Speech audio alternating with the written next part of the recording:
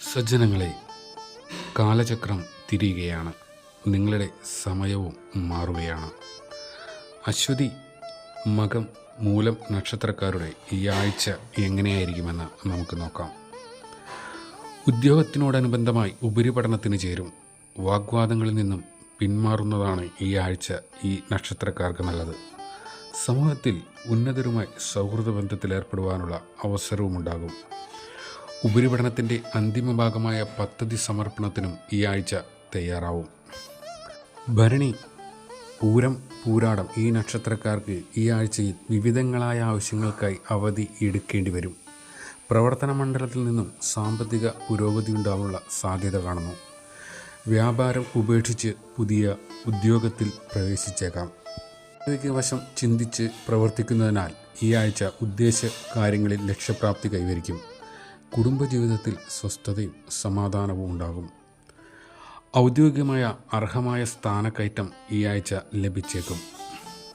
കാർത്തിക, ഉത്രം, ഉത്രാടം നക്ഷത്രക്കാരിൽ വിശ്വസ്ത സേവനത്തിന് പ്രശസ്തി പത്രം ലഭിക്കാനുള്ള സാധ്യത കാണുന്നു. സുപ്രധാന കാര്യങ്ങൾ മറന്ന് അപ്രധാനമായ കാര്യങ്ങളിലേക്ക് മനസ്സ് പോകാനുള്ള സാധ്യതയുണ്ട്.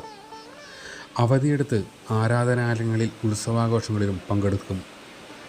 ഭൂമി ക്രയ വിക്രയങ്ങളിൽ പണം മുടക്കാനുള്ള സാധ്യതയുമുണ്ട്. പലപ്പോഴും യുക്തമായ തീരുമാനങ്ങൾ കൈക്കൊള്ളുവാൻ ജീവിത പങ്കാളിയുടെ തീരുമാനങ്ങൾ ഉപകാരപ്രദമാകും. സമൂഹത്തിൽ ഉന്നതരുമായുള്ള സൗഹൃദ ബന്ധം ഊട്ടിയുറപ്പിക്കാനുള്ള സാധ്യതയും കാണുന്നുണ്ട്.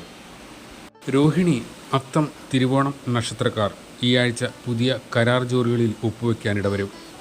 ആശയവിനിമയങ്ങളിൽ അപാകതയുണ്ടാകാതെ സൂക്ഷിക്കും.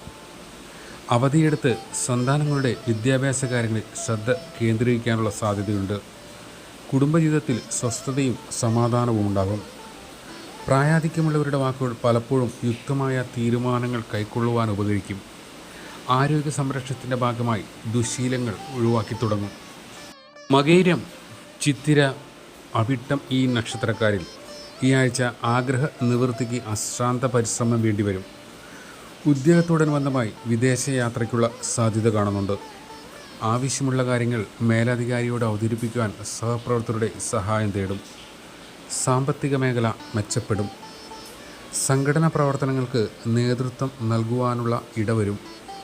വാഹനം മാറ്റിവാങ്ങാനുള്ള തീരുമാനം ഈ ആഴ്ച എടുക്കാനുള്ള സാധ്യതയുണ്ട്. തിരുവാതിര, ചോതി, ചതയം നക്ഷത്രക്കാർക്ക് ഈ ആഴ്ച പുനഃപരീക്ഷയ്ക്ക് തയ്യാറാകുവാനുള്ള സാധ്യതകളുണ്ട്. മാസത്തിലൊരിക്കൽ കുടുംബത്തിൽ വന്നു പോകാൻ തക്കവണ്ണമുള്ള ഉദ്യോഗ മാറ്റമുണ്ടാകാനുള്ള സാധ്യത കാണുന്നു. ലാഭശതമാന വ്യവസ്ഥകളോട് കൂടിയ പ്രവൃത്തികൾക്ക് ഈ ആഴ്ച തുടക്കം കുറിക്കും.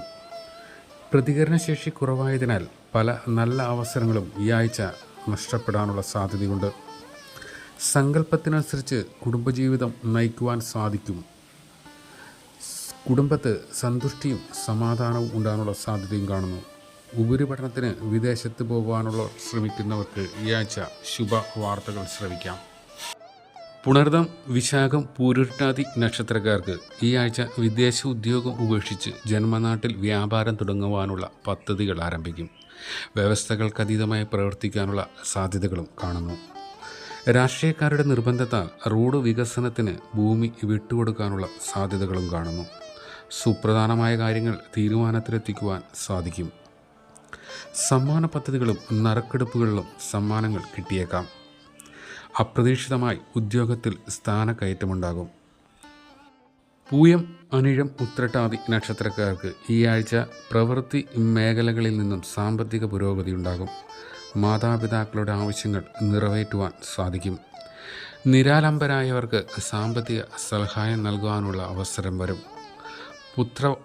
പൗത്രാദികളോടൊപ്പം താമസിക്കുവാൻ വിദേശയാത്രയ്ക്കുള്ള സാധ്യതകളും കാണുന്നുണ്ട്.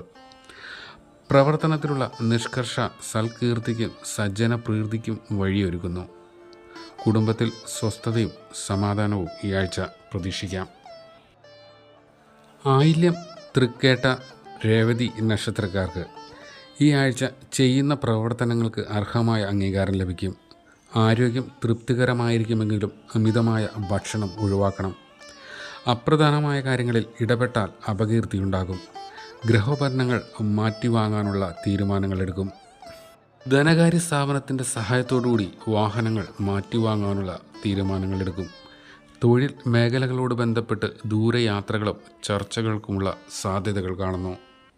നിങ്ങളുടെയും കുടുംബത്തിൻ്റെയും ഉയർച്ചയ്ക്കായി രുദ്രവീണ എപ്പോഴും നിങ്ങളോടൊപ്പം ഉണ്ടാകും.